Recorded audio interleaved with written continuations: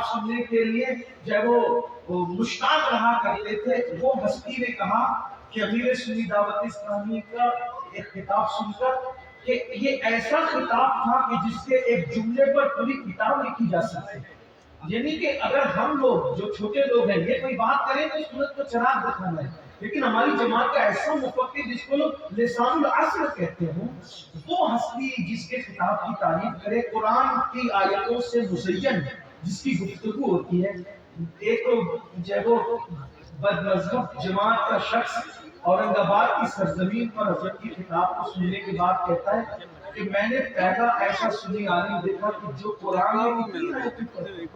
اس کا اپنا وہ ہے وہ کہہ رہا ہے الحمدللہ، تو اور جس کی خطابت کو سن کر بہت سے لوگوں نے جب وہ بد مذہبیت کو چھوڑا، صرف آپ کا ذہن اس طرف ہو جائے۔ میں ایک بات کہتا ہوں، ایک مرتبہ میں کرناٹک ایک شہر میں گیا، اس شہر کا نام بھی بتا دوں اس لیے کہ ہمارے یہاں جو وہ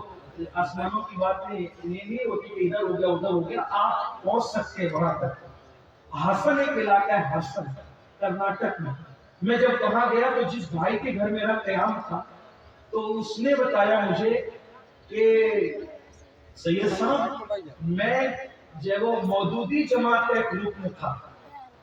اس نے بتایا تو میرے کان کھڑے ہو کے نہیں رکن تھے تو پھر ابھی کیا ہوگا کہ ابھی تو میں سنی دعوت اسلامی کا رکن ہوں۔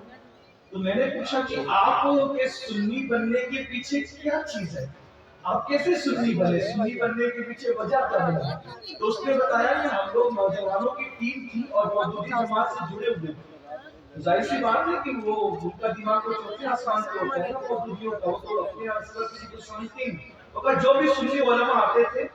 تو واکمین کا دور تھا، واکمین وہ کا واکمین لے کر ہم جاتے تھے، چھوٹا سا ٹیپ ریکارڈ جو تھے،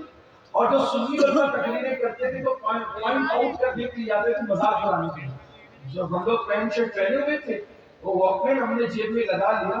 اور حضرت کے خطاب میں پڑھا۔ ہم نے یہ سمجھا کہ یہ بھی جب وہ عام خطیبوں کی طرح ہوں گے تو ہم خطاب سننے کے لیے وہی پوائنٹ آؤٹ کرنا تھا اور ساتھیوں کا ذہن بنا کر لے کہتے کہ دیکھنا ابھی یہ کیسی کیسی گالیاں دیں گے، اس طرح انہوں نے اپنی زبان میں بات کی۔ تو بولے جب ہم وہاں پہنچے تو حضرت تشریف لائے تو حضرت کا عنوان تھا، انہوں نے عنوان بھی بتایا 7 خوش نصیب عاشق کے سائے ہیں،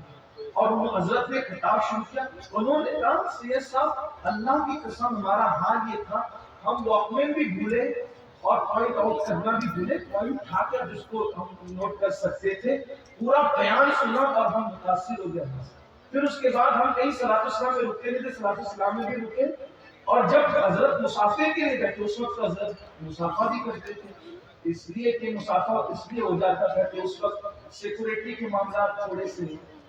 جو وہ اس وقت زیادہ نہیں تھے۔ ابھی کیا ہے کہ بھیڑ بہت ہوتی ہے نا تو لوگ دھکا دھکا کر دیتے ہیں، تو اس وجہ سے کوئی حضرت کو نفرت نہیں ہے مسافر سے،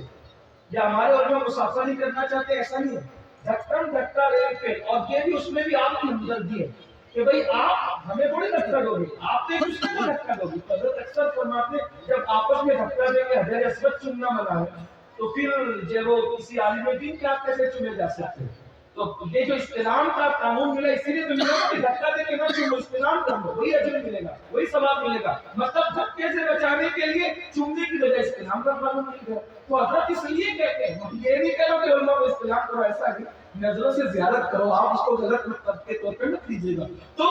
پہلے لوگ بھی اتنے بہت زیادہ ایسی بھیڑ والا دھکا مکے والا ماحول نہیں تھا، تو بیٹھ کے مسافہ کرتے ہیں۔ انہوں اس جوان نے بتایا کہ حضرت مسافہ کر رہے تھے، ایک بھولا بھالا آدمی آ گیا اور اس نے مسافہ کرتے ہوئے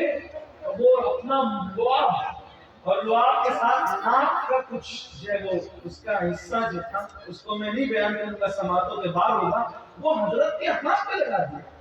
تو حضرت نے مخصوص انداز میں مسکراتے ہوئے ہری چادر کے پاس کی، انہوں نے بتایا وہ صاف کر، اور صاف کر کے مسافے کا سلسلہ جاری رہا۔ تو ہماری ذہن کے اندر بات آئی کہ عالم ربانی سے تھے، اور اس کے بعد ہم نے مودودی جماعت اسی وقت چھوڑ کر اہل سنت و جماعت میں داخل ہے۔ ایسی شخصیت، ایسی ہستیاں آج آپ کی بستی میں آئی ہیں، تو روز روز ایسی ہستیاں اس آپ کی بستیوں میں مل آئی۔ دیکھو جو آتے ہیں سب آتے ہیں، سب عظمت نام، میں کسی کی وہ بے عزتی نہیں کروں. ہر سنی عالم ہمارے سر تک آتے ہیں, ہر سنی خطیب ہمارے سر تک آتے ہیں, لیکن کچھ ایسے لوگ ہوتے ہیں جن پہ بزرگوں کا خاص کرم ہوتا ہے. حضور مفتی اعظم کا, حضور سید العلماء کا, حضور اشرف العلماء کا, یہ بڑے بزرگوں کا کرم, مارینا کے سادات کا, بریلی شریف کے مشائخ کا. آج ایسی ہستی آئی, سنجیدگی سے سن لو, اس لیے کہ کچھ لوگ زبان ملا کر صرف زبان سے بولتے ہیں, کچھ لوگ زبان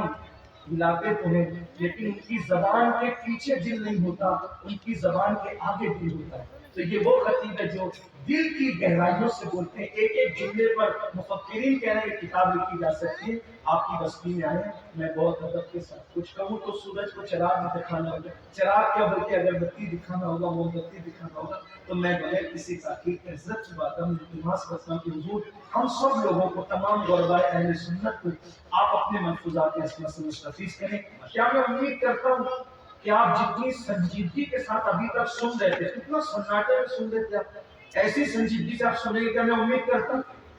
ذرا ہاتھ اٹھا دیتے, مجھے یقین دھیان ہے. آپ اٹھک بیٹھک تو نہیں کریں گے,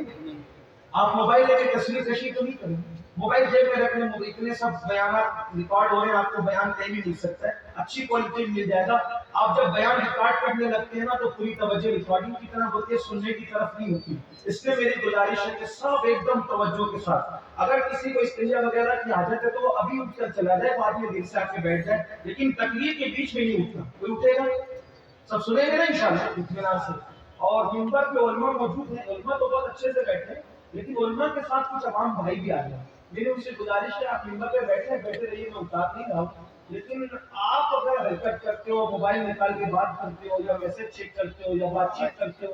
تو اس سے لوگوں کو ایسا لگتا ہے کہ یہ سب علماء کر رہے ہیں, حالانکہ علماء نہیں کر رہے ہوتے ہیں. وہ جو عوام گھس کر کے آ جاتی ہے, طلبہ گھس کر کے آتے ہیں, اس کی وجہ سے اسٹیج بدنام ہوتا ہے. تو اس لیے میری گزارش ہے کہ آپ ایسا نہ کریں. آئیے اب ہم اپنے قائد, اپنے امیر کو حضور سید العلماء کی چند مصروں سے آواز دیتے ہیں. کسی کی جے وجے ہم کیوں پکارے, کیا غرض ہم کو, ہمیں کافی ہے سید اپنا نعرہ بلند کرے یا رسول اللہ. اپنا نعرہ, نعرہ رسالت, نعرہ رسالت, نعرہ رسالت.